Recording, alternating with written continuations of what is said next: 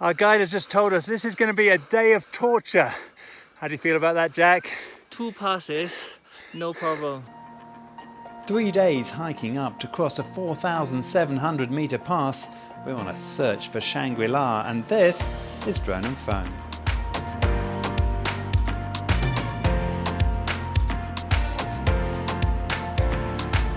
So welcome to the second in the Shangri-La series on Drone and Phone. It's actually our 4th day. We've taken 3 days to get here to this beautiful Tibetan house, and we are about to set off on our trek. What will we be doing in this episode, Jack?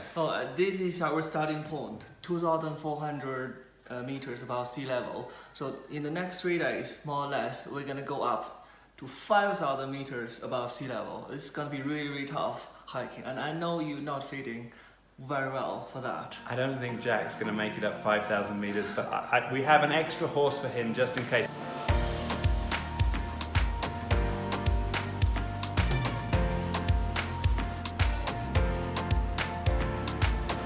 The word Shangri-La first appears in the 1934 fictional book Lost Horizon, written by James Hilton. Hilton never revealed a location the book was based on, and since its release and subsequent Oscar-winning movie, there's been countless quests to go look for it. We are here with English writer Simon Chapman to make a documentary of our own attempt to find the mythical valley. So far, we've driven 2 days from Lijiang to reach Dulu village, where we hire Gesang, a 21-year-old tourism student as our guide, and her uncle Sulong as a muleteer, with 4 horses to carry our provisions. Gesang is in no doubt that we have come to the right place. 真正的香格里拉就在稻城就稻城那边的香格里拉，我心中的香格里拉肯定是这边的。 After a short drive to the end of the road, we set off on foot along a forested river path. Before we can get to the area we believe could hold clues to finding Shangri-La, we first have to get us and all our equipment up a steep valley and over a pass. 1 hour in, and Simon has hit an unfamiliar obstacle. A great big long snake. In fact, it went straight in front of me, and my snake alarm only sort of went off as my foot got to its tail, and it just slid into the rocks. It was about 1.3, but over a metre long. It was a big snake.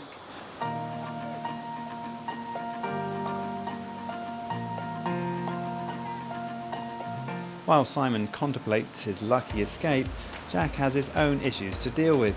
His water bottle has dropped from his bag and down a steep ravine. He has 8 days ahead, and the bottle will be essential. His only option to climb down and find it. So Jack, what's the key lesson of the day for our Drone and Phone viewers? Buckle up. After a few hours hiking, we get to the Fountain of Youth, the merging of 4 rivers in a spectacular series of waterfalls. Local tradition holds that anyone who bathes and drinks from the fountain will stay forever young. Oh yeah! Now that! How do I look? 20 years younger? The Fountain of Youth, what can I say? We bottle some water up and continue our hike through prayer flag-lined trees to a popular local picnic spot with a view over the river. All is not well, and Jack is disturbed. Tell us what you're not happy about in this particular place. This place, you see the prayer flags and all that, the beautiful, beautiful waterfall, river, really, really beautiful, but all the garbage, yeah, it just look at this. Yeah, look at this. All the garbage people throw it. If you throw your garbage, don't enter the mountain. Don't enter the mountain. Look at this. All that. It's not one piece. It's not 2. It's everywhere. Shame. Such a shame. We have no choice. We have 8 more days to trek. We cannot carry all the garbage. We do what we can. Just burn them for now. With the trash taken care of for now, we push on, slowly climbing higher towards the pass. As the air gets thinner, I find the pack feels heavier. It's a lot heavier than a normal Drone and Phone to do the documentary, but we got to do it.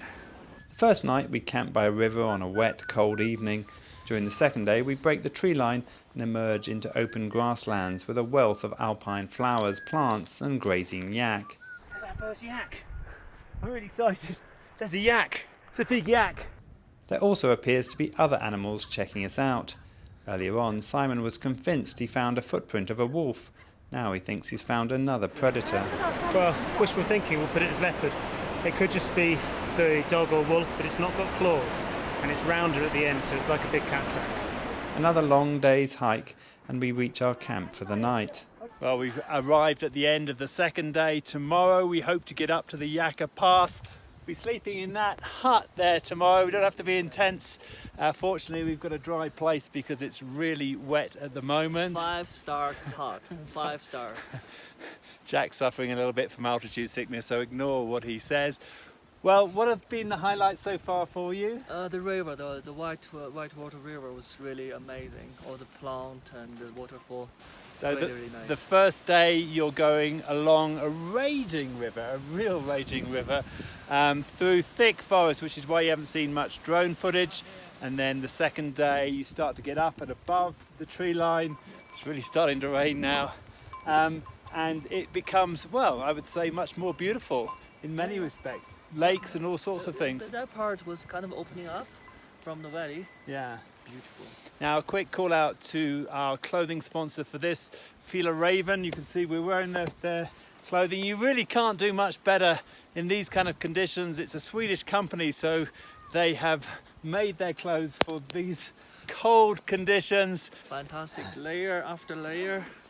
As you can see, Jack's showing off all the layers we've got. Lots and lots of stuff. You'll be seeing all of their clothing during this series. Also their bags. On the first day I overloaded the bag. I had a lot of camera equipment and found it a little bit tough going. Today I've had a lighter pack and it works really, really well.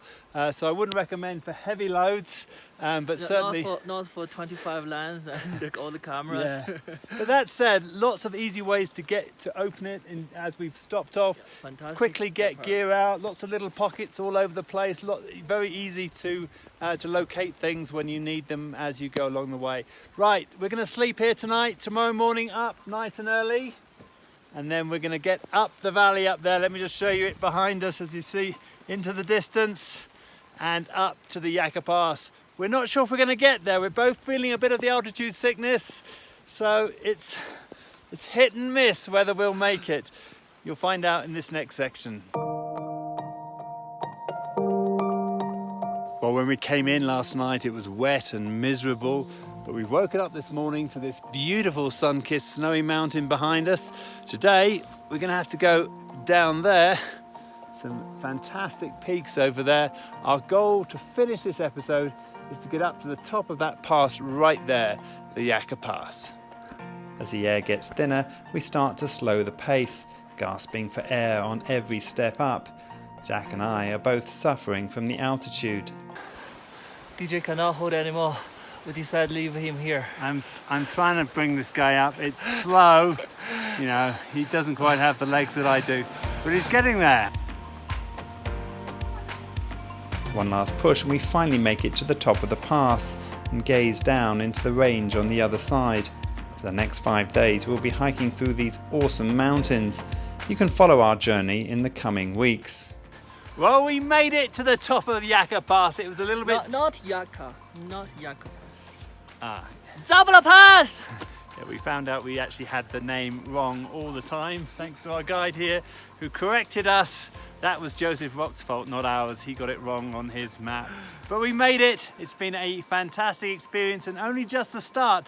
As we go over this pass, we're about to enter some of the most beautiful mountains in China. How's it been for you, Jack? Fantastic, except the high altitude. It is pretty high. We're up at about 4,600, 4,700 meters at the moment. Now, thanks again always to our sponsors, Fila Raven, for keeping us warm throughout this trip.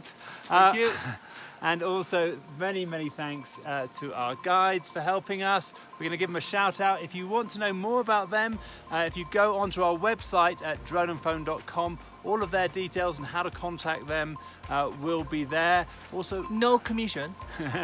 I also want to tell you that if you want to watch the documentary, you've seen Simon in the shot. Just come pan around there. He's behind doing a drawing. Simon's documentary with Jack. There'll be a link below if you want to watch that. My name is DJ Clark. I'm Jack. M 格桑。 And this is is Drone and Phone. Brilliant.